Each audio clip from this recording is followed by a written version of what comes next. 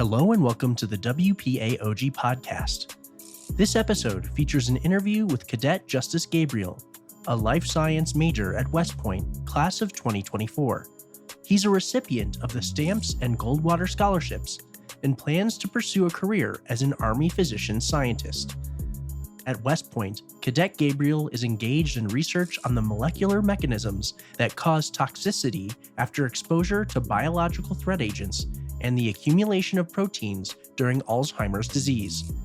His work seeks to develop therapeutics to protect the neuronal cells from these threats. In addition to academic interests, he is currently a cadet platoon sergeant in his academic year company, an active member of the West Point Pre-Medical Program and Fly Fishing Club, and is a former member of the Army West Point boxing team. In this episode, Cadet Gabriel talks about the cadet experience to include writing a first author paper, applying for scholarships, and his involvement with the medical program at West Point.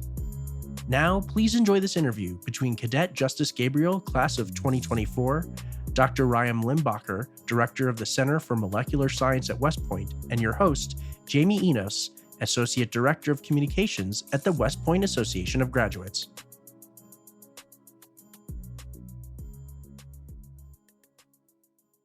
Hi, Dr. Limbacher and Cadet Gabriel. Welcome to our podcast here at AOG. We appreciate you coming on today.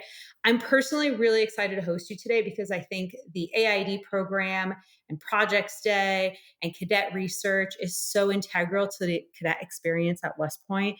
And I know our listeners are really excited to learn about that as well. And you, Justice, are a great example of how that all comes together here at West Point. So thanks again for being on our show today. Thank you. I'm excited to be on. But before we begin with all of that and your amazing resume already, even though class of 2024, still a young cadet here, I just want to get into some of your background, Justice, of where are you from? How'd you get here at West Point? Why'd you want to come here?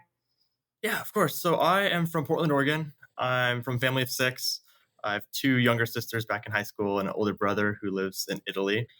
And there were a lot of reasons I really decided to come to West Point. I was exposed to the military through my dad being in the reserves, my brother also coming here. I think that the main reason I decided to come was for the challenge of pushing myself to develop as a person, and then also knowing that I'd be surrounded by such amazing people who share some of the same values that I do. And I knew that ultimately just coming here would help me to develop and to build lasting relationships with other people. Dr. Limbacher, you are a professor here, and I mean, we have such a great staff here at West Point. The faculty is just top-notch and leading our cadets every day. So welcome to West Point, of course. I mean, you've been here a while, but what a great experience for you to be here as well. Yeah, it's an absolute pleasure to work in chemistry and life science and at West Point more broadly. We can't have a better mission than to help people like Justice develop into leaders of character. So it's a really phenomenal place to work and live. Justice, your class of 2024, did you plan on life science major coming into West Point? I mean, we choose our majors here at West Point when you're a plebe. So can you talk a little bit about that experience of either applying to West Point knowing that's what you were going to choose, or how that application process, even that decision process when you were a plebe getting into the program? So my mom is an occupational therapist. So I always kind of had the idea of going into medicine just from hearing the stories of her patients growing up and the way she would problem solve solutions for them. I definitely came into West Point with the idea of medicine, and I found that life science is a great route that'll set me up for medical school. But I guess it wasn't until into my yuck year that I really dove, headfirst into the pre-med program, and I guess basically set my sights on medical school after graduation. And Dr. Limbacher, cadets, they are fortunate to have advisors with such diverse backgrounds. You and your research is incredible. I encourage everybody to go online and read about it through the Chemistry and Life Sciences website. They have your bio on there and some of the publications that you've produced. But so your academic resume is quite impressive. Let's just get that out of the way. But can you tell us a little bit about your research interests as well and how that attributes into the model that Justice is a part of?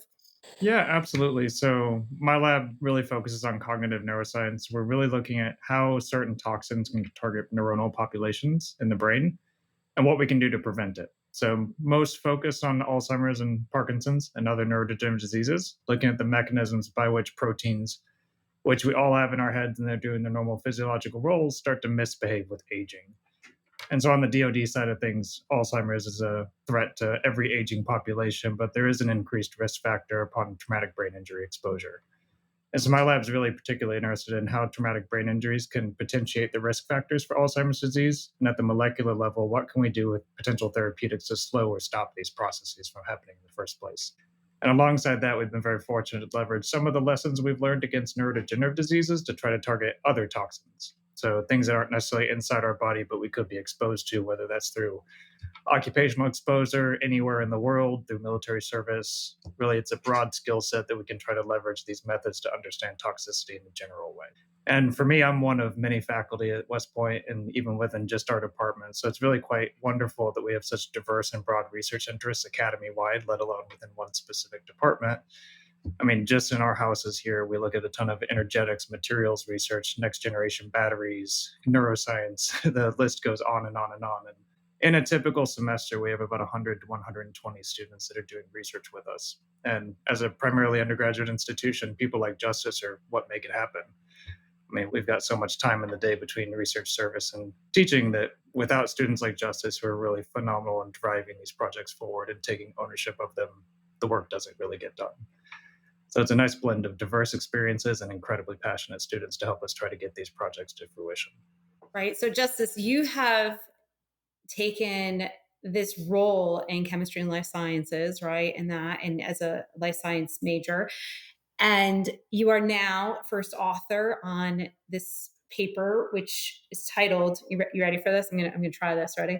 It's the EGCG inactivates a pore-forming toxin by promoting its agglomeration and decreasing its solvent-exposed hydrophobicity. How close was I? So good. Yeah, that was 99%. just about got it. Yeah, I don't know about the agglomerization. I'm not really sure. Something multi. You did great. All right. So I didn't do well on that, but you are an expert, first author on this paper. Can you tell us a little bit about this research and how it came about? I began my research at West Point looking at Alzheimer's and other neurodegenerative diseases to ultimately understand the molecular mechanisms and basically just these processes that would cause toxicity in brain cells. What we also found is that some of these therapeutics or countermeasure molecules could be translated to threats from outside the body, things like biological threat agents.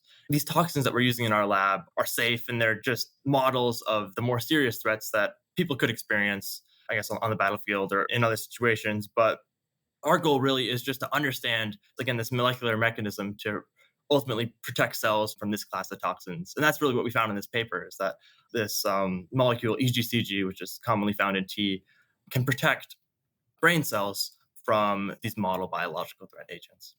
Can you give us just a quick general summary about your paper? Our goal is to understand why different toxins can be toxic to cells, whether it's things from neurodegenerative disease or biological threat agents.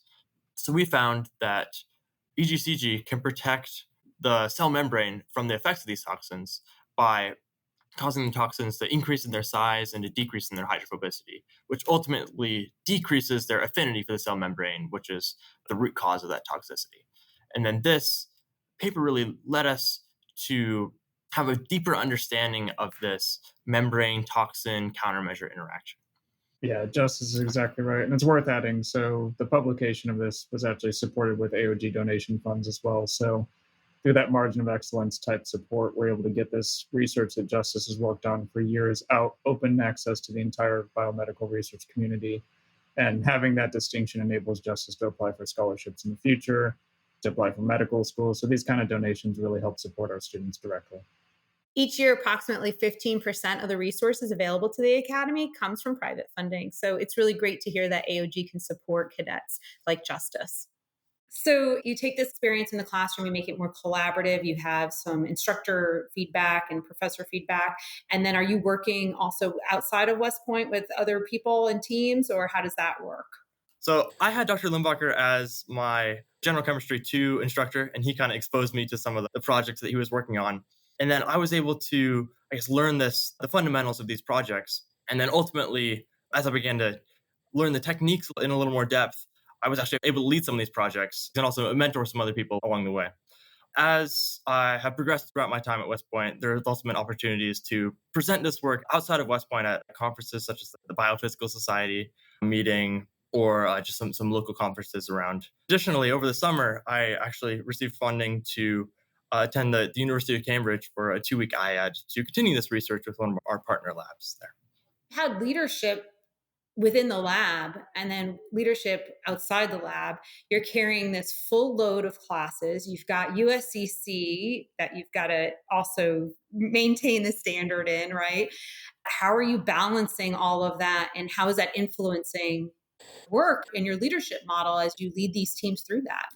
I think what I've found is that, although, yeah, life at West Point can be extremely busy, but once you find something that you're just so passionate about and that you can immerse yourself in, you just find the time. So I remember there was a few month period during Yuck Year when I was in the midst of organic chemistry and all the other life science classes, but I would just find myself itching to go into the lab to continue these experiments to really, I guess, characterize this molecule, which would ultimately lead to the publication. And then also what I was amazed by is that there were so many other people in the lab who I could bring in with me, and they were so willing to learn some of these techniques that I was able to offer. And then we ultimately worked together to complete this project.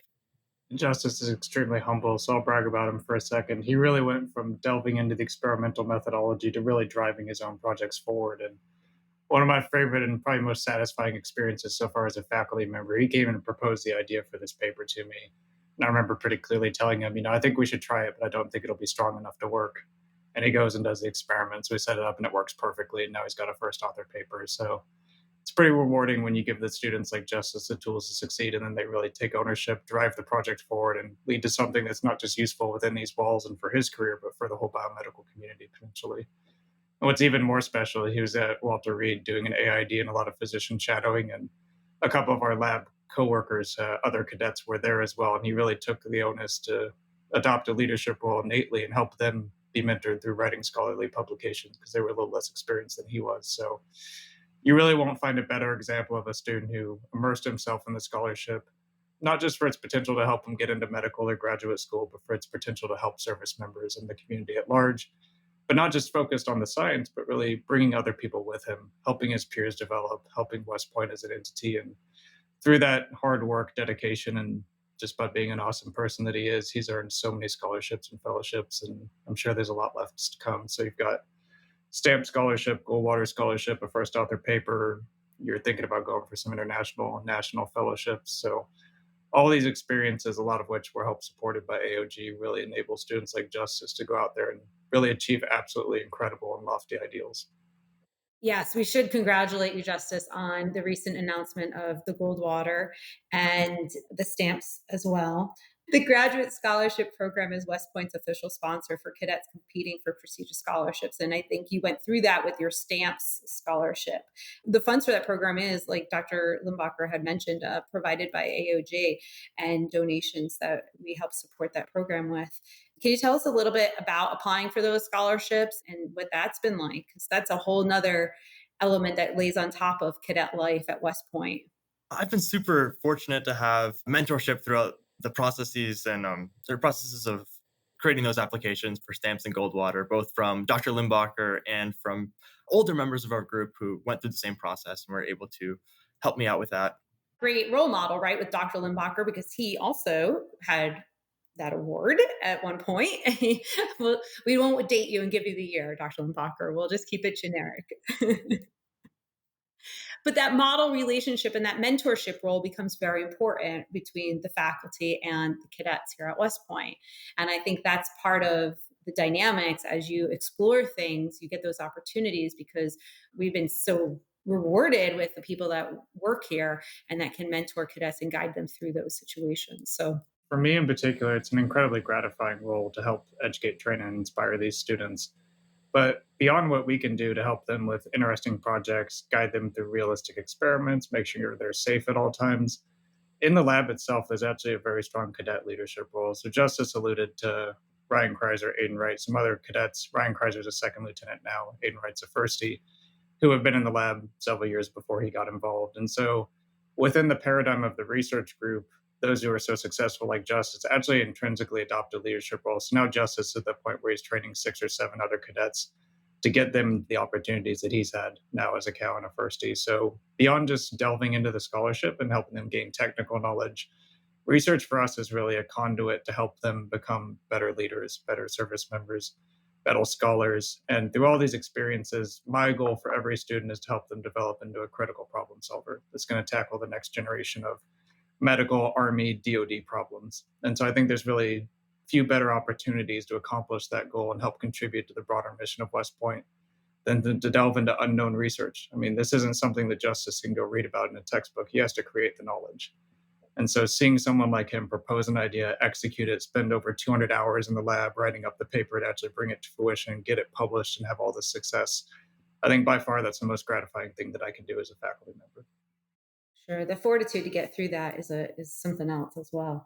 Can you guys talk about the Warfighters Innovation in Science and Engineering competition a little bit? I know that lends itself to leadership in the lab and how that kind of comes together. So our research group entered the WISE competition to present how our work could translate to, I guess, problems that are relevant to the Department of Defense. This project was an awesome opportunity to really articulate the impact of our project and also to involve some of the newer members of the group in really developing their understanding of the work we do. So I think that our team ended up receiving the third place award out of all of the service academies for the competition. But ultimately, beyond the award, I believe that everyone in the group really came out of it with a better understanding of what we do and why it's important. So let's talk about your AIED experiences a little bit. I know that you went to Walter Reed and did the shadowing program, which is essential for med school application and kind of doing that. And you have Cambridge on the schedule for this coming summer, I believe. Can you just talk about how those backgrounds and outside that classroom experience has really helped evolve and shaped you as a whole cadet? I spent 3 weeks over my summer after plebe year at Brick Army Medical Center shadowing general surgery primarily, some other specialties. And then 2 weeks after my yuck year, shadowing at Walter Reed in primarily neurology. And while these experiences were very different, general surgery was primarily in the operating room conducting surgeries, and neurology was often in the clinic dealing more directly with conscious patients. I believe that both of these really just exposed me to the field of medicine and just showed me how much innovation is happening every day. I remember that while shadowing neurology, I would be seeing some patients with Alzheimer's or other diseases that had direct impacts to what we were studying in the lab. So I think these experiences really fueled my continued desire to pursue research on these relevant topics to medicine. So you're involved with the medical program here at West Point. Can you talk about what that program looks like and what that adds to your schedule as well? I'm part of the Pre-Med Society, which is run by Dr. Beitler, our pre-med advisor. Through that program, I've taken a couple classes to kind of discuss relevant medical moral issues and also to help build our applications for medical school. This is a relatively small program because only 2% of the graduating class can go to medical school after graduation. So I've gotten really close with these around 20 people in my class, and we've been able to build off each other and use the resources of Dr. Beitler and other experienced faculty to really, I guess, just set ourselves up for a career in medicine. It's a great opportunity for the mentorship through the program there that the dean's office runs for cadets. Absolutely. And it's no small beast to apply for medical school. So they help them every single step of the way. It's really invaluable in helping them get into the best medical schools worldwide. And from our department in recent years, we've had a couple of people go to Harvard. We've got one Columbia acceptance this year. So what Justice does in the classroom and his leadership experiences, and also very much so in the laboratory, really set him up for success in getting into potentially some of the best programs in the world.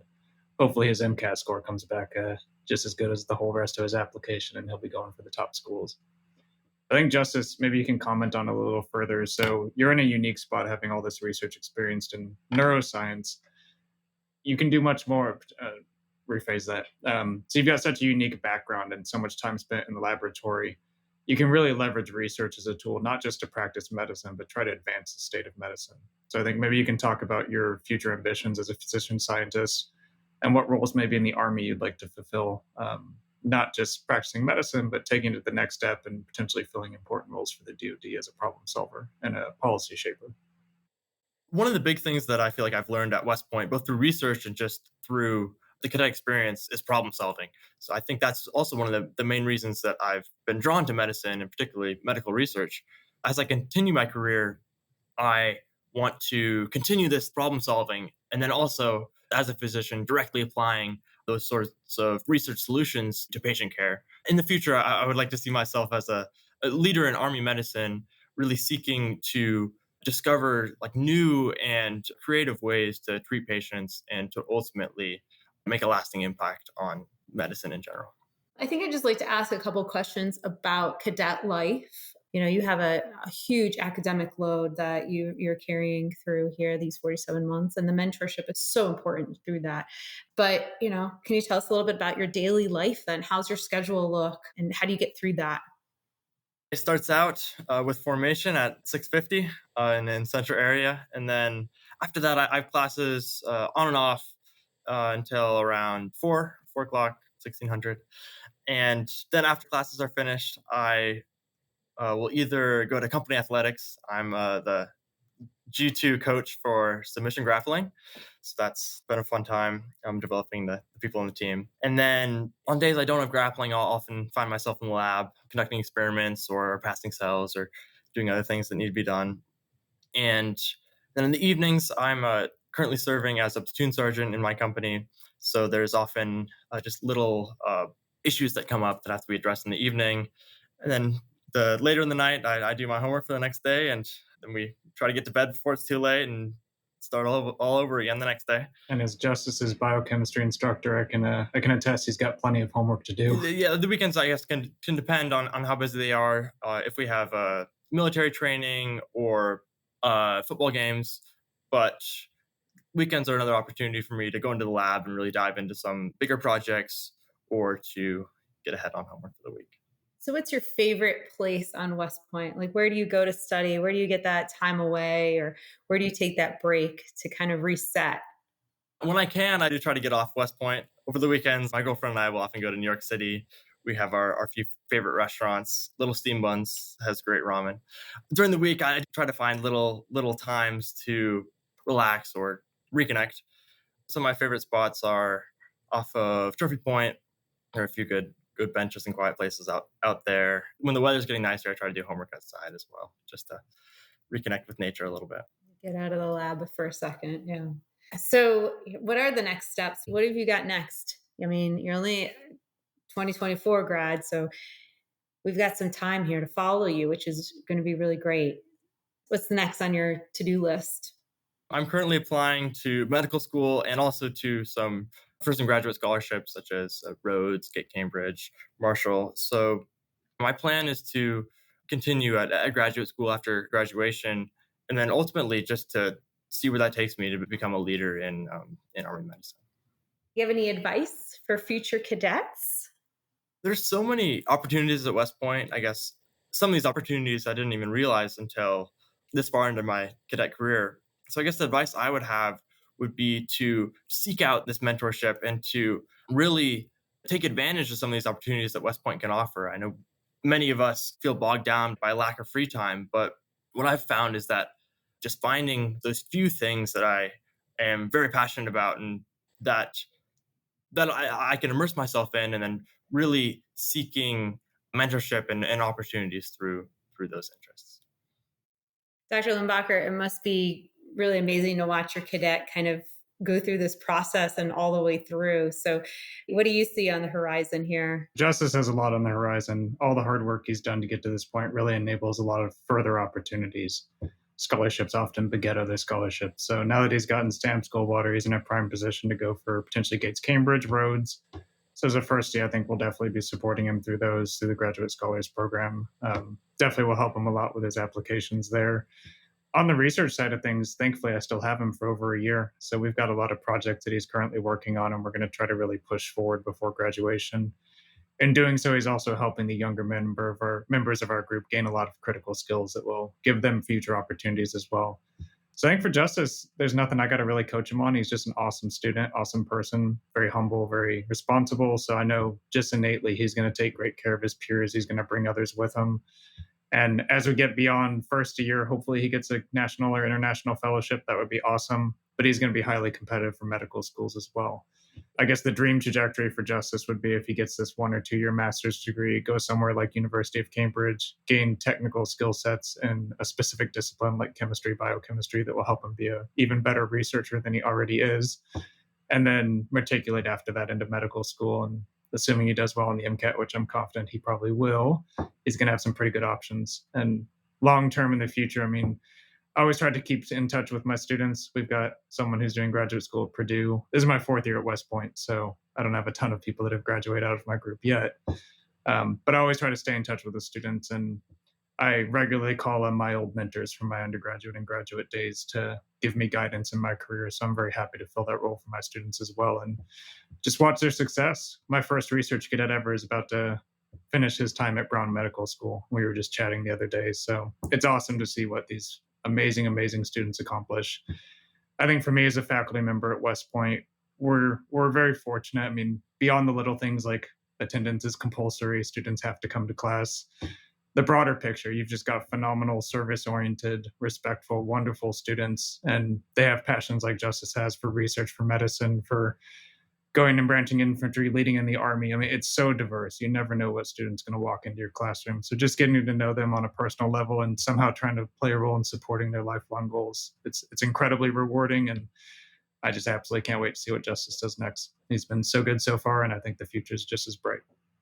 Yeah, that long gray line connection really does come back, right? And having the most highly connected alumni body in the world. That's our mission here and vision here at AOG. And so we like to have that connection, and our listeners will be thrilled to hear from you as a cadet, Justice, and continue to follow your career here at West Point, but also when you graduate and commission, head off into grad school and med school and off to lead the Army medicine team. No doubt that's in your future either. So really appreciate both of you coming on today and sharing a little bit about chemistry and life sciences and the department as a whole, your major, your experiences here as a cadet and as faculty. And we really look forward to just following you through on the next adventure. Thank you so much. This has been a production of the WPAOG Broadcast Network. Please take a moment to rate and review the show and join us each week for a new episode. Thank you for listening.